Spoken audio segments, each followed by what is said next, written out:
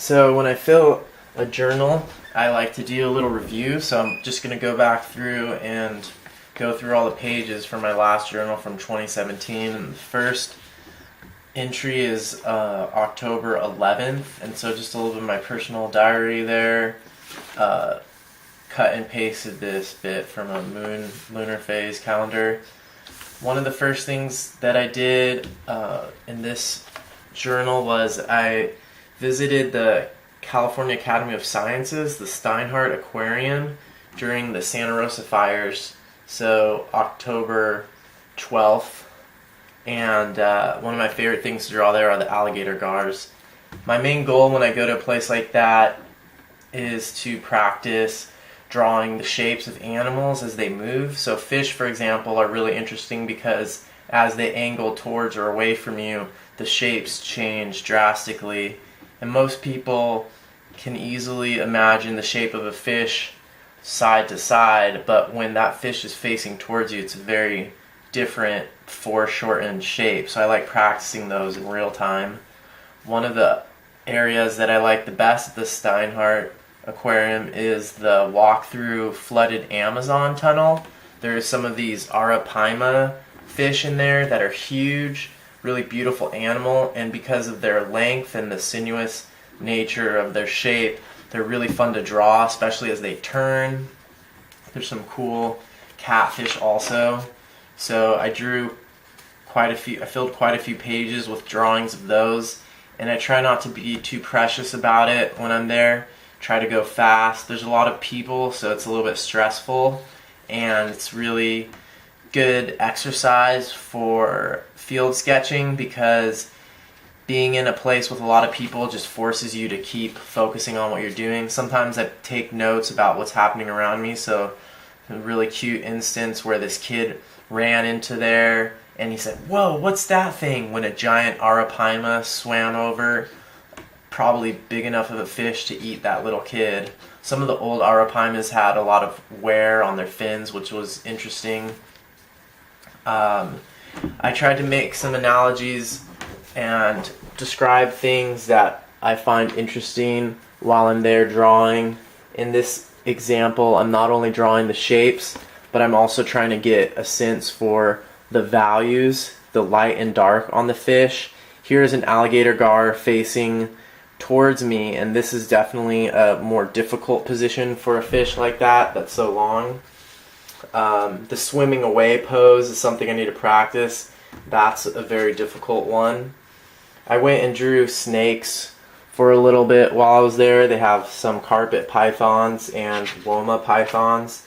Some archer fish were really fun to draw, especially their eyes when they're facing straight towards you. A very great enclosure with vine snakes above and archerfish below. The thing that I really geeked out on, and I think whoever designed this enclosure probably geeked out on also, is that archerfish are a aquatic animal that hunts things that are out of the water, and the vine fish, the vine snakes, at least this type of vine snakes, I think they're from the Philippines, are a terrestrial organism that hunts aquatic organisms. So a pretty cool enclosure, especially if you're really geeky and you like paludariums with the aquatic element and the terrestrial element. Archerfish are a very cool fish, and their shape is fun to draw. And you can see here, I really tried to fill the page with the shapes of these fish, and that's a good practice, I think.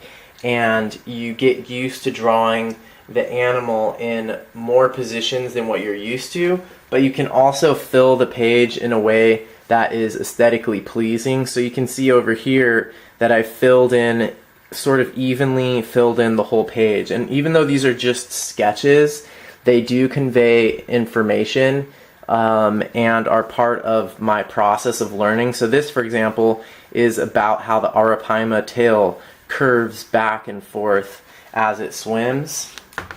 So I filled a lot of pages, and my goal when I go to an aquarium or a museum or a zoo or anything like that is to fill 10 pages. And they're 9.5 by 13 inch pages, so it's quite a bit of drawing.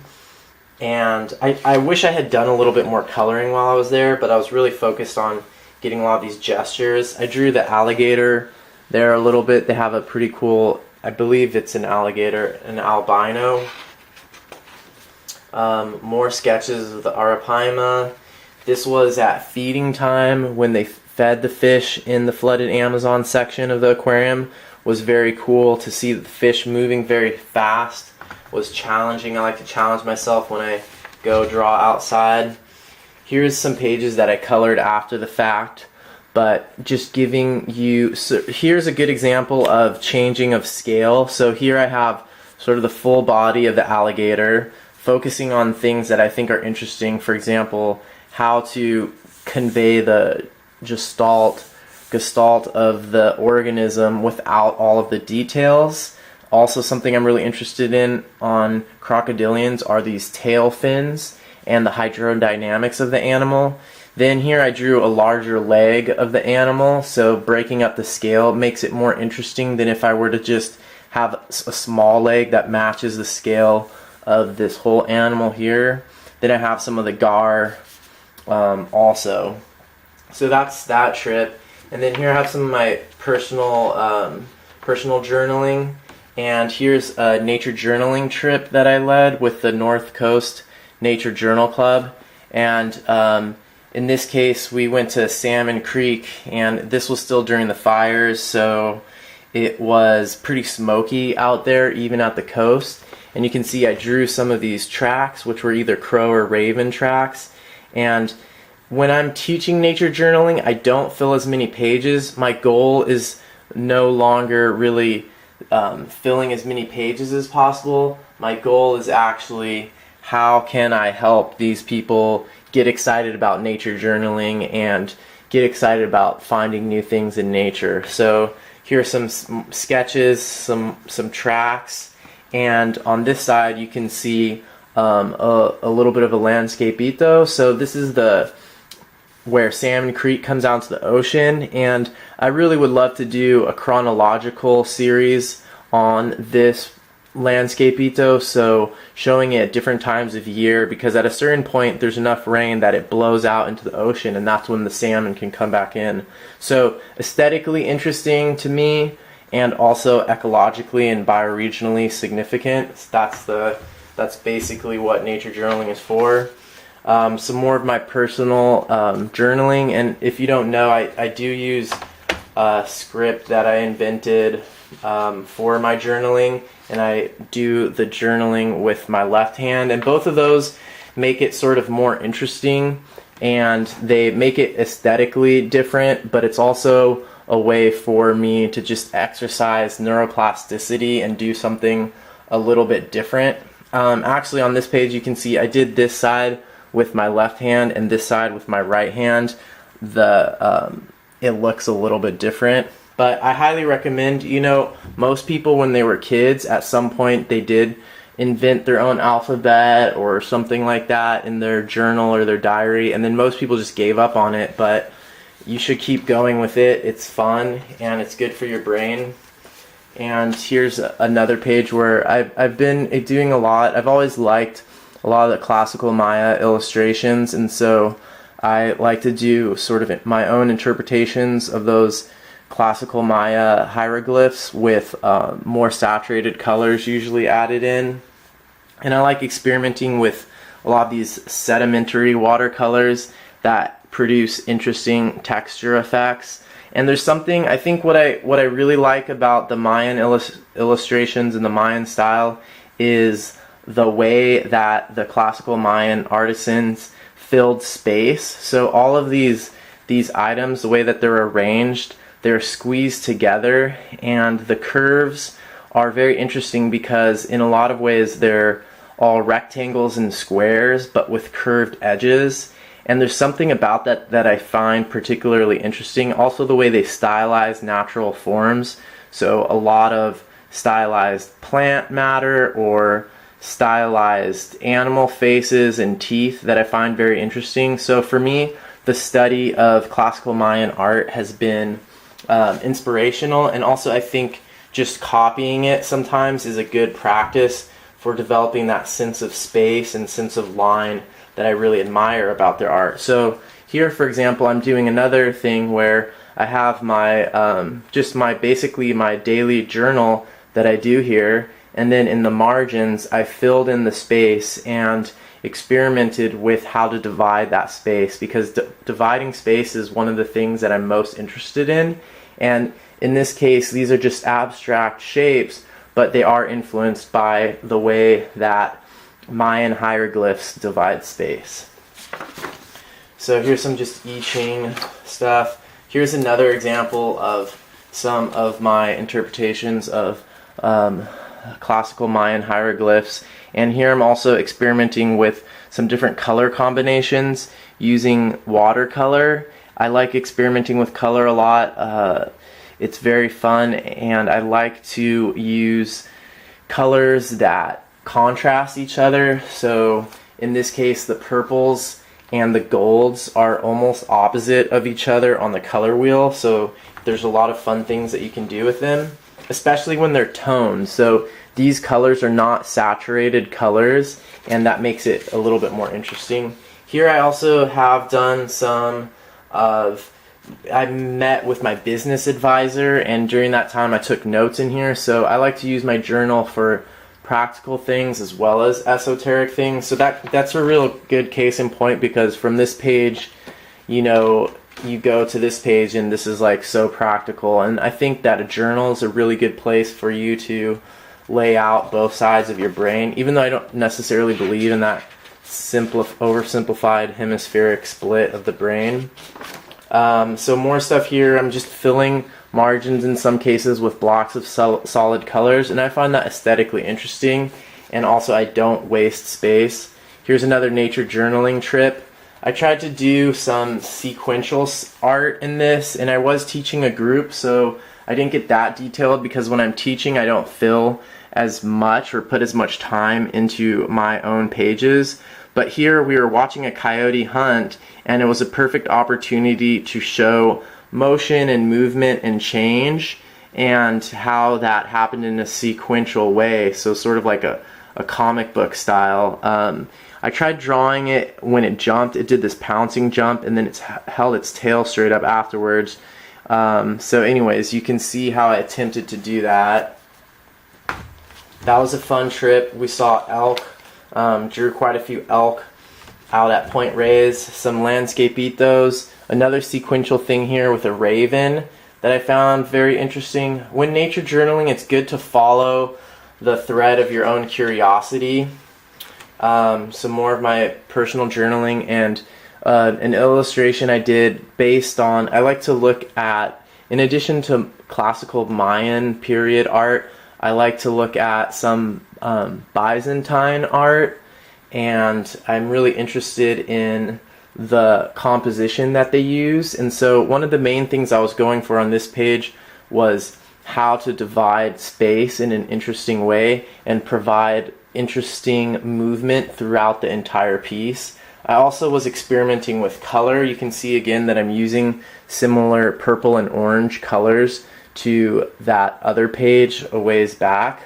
But really the thing I'm most interested in is the movement across the page and the filling of space and division of space. So more journaling. I've been doing a practice where I journal every morning as part of my morning routine.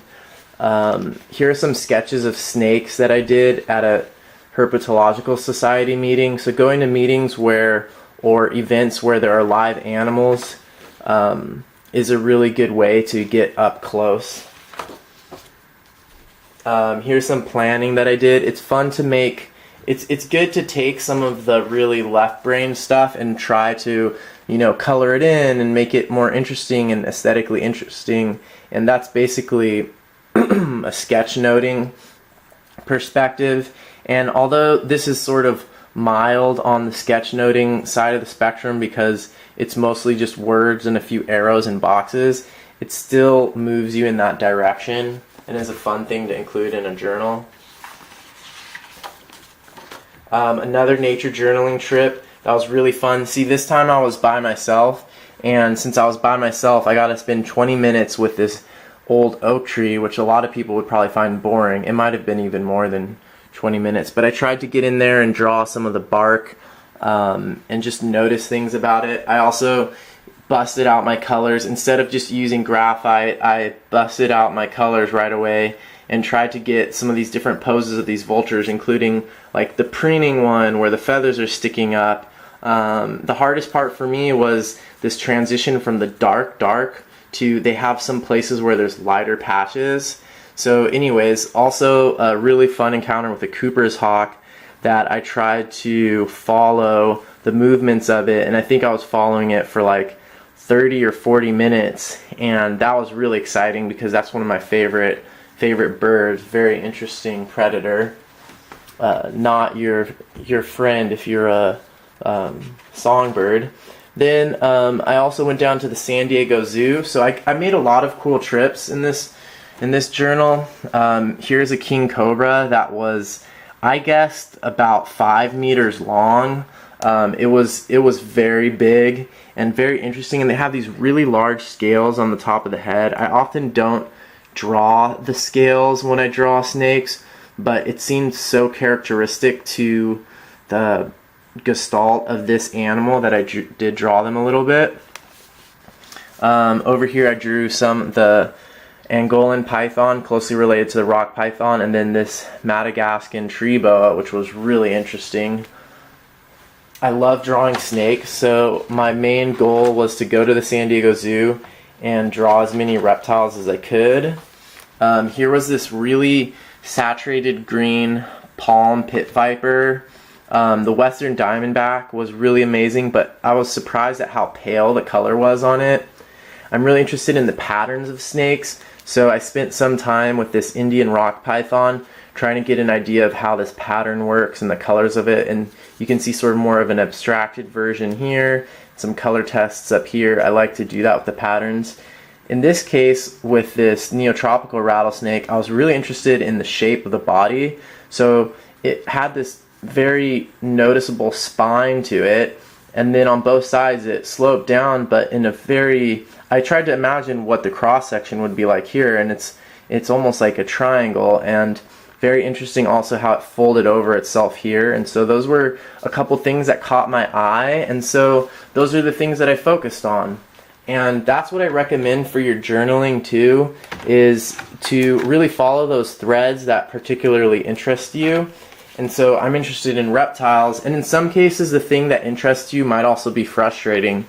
And so in this case, the eyelash palm pit viper was one of the most beautiful snakes that I saw at the San Diego Zoo, but the colors and the patterns were so complicated and intricate and sophisticated that it was hard for me to really capture. And I spent some more time just doing the shape of it, which felt more doable. And I would love to I think I would need a lot more time and attention to really work on the colors, but a really fascinating combination of pinks and greens. Then next I like drawing crocodilians, and gharials are probably my favorite. They're a type of crocodilian from India with a really long and skinny snout. And while I was in that area, there was an egret there, so I did a couple sort of more landscapito type sketches here, and a negative space sketch there with the egret. And just following my interests again with, some questions about what is the function of their mouth being so skinny compared to other crocodilians. Definitely got to do a little bit more color there. I was really glad that on this trip, all of the color on that San Diego trip I did in situ, so I didn't do it afterwards at home in my study, and so that's really great. That's always preferable.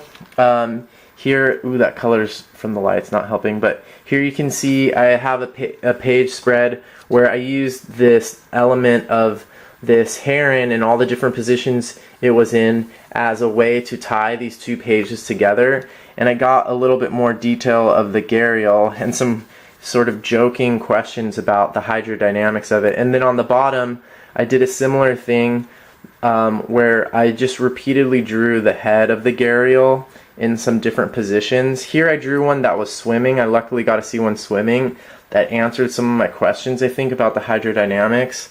There were also turtles and fish in there that were very cool. That was a really good trip. I filled more than 10 pages at the zoo. I did go back a second day, but this is all still from that same day. The Western Diamondback was an incredible snake. The pattern on it, I would like to spend some more time, but you can see here, this is what I've done in the past when I've gone to snake exhibits, is I've tried to draw this sort of simplified form of the pattern, and I would like to do a whole book of these because I'm really interested in studying it, and there's a couple of things about snake patterns that seem to be consistent across different species, and I'm interested in the cryptic patterns. So here's the next day when I went. I drew more birds on this day, and I tried to draw these okapis, which are one of those giraffe relatives. Very interesting animal. A lot of birds. The snow leopards were out. It was incredible to see snow leopards and to draw them. The aviaries at the San Diego Zoo are amazing, so I got to sit inside the aviaries and draw these birds. More fish. An incredible parrot, and this is an example of something that I was really interested in, but that was really difficult to draw. It had these almost absurd feathers coming out over the head, and a really interesting black and orange combination down there. And most of my sketches of the face, just you can hardly tell what I'm drawing, but that's a good sign that it's something you need to try to draw. Is if it's hard for you to draw, that means your brain's still trying to understand the shapes. More cool birds. These were African birds in the other aviary. I forget the name of this aviary. The first one was the Owens aviary. Really cool bald ibises, and these great blue turacos were also fascinating to draw. Really interesting colors. Hornbills. I didn't get enough time with the hornbills, but hornbills are cool. And a black leopard, fossa, were also really neat. Anyways, you can see that I had a good time at the zoo, and then I just have a couple pages here just at the end of the year of my journaling. But I just wanted to do a rundown. This is a Stillman and Byrne Gamma series sketchbook that I use, and I've been filling a ton of these. I probably have like 30 of them that I've filled, and like I always say, journaling is one of those foundational habits, and for me, it's the most important habit that I have. It's a great routine. No matter what you do, what your interests are, journaling is always a good way to go. So just wanted to do that review, give you a little sneak peek into what I've been working on, and I'll keep you posted with my next journal. Bye!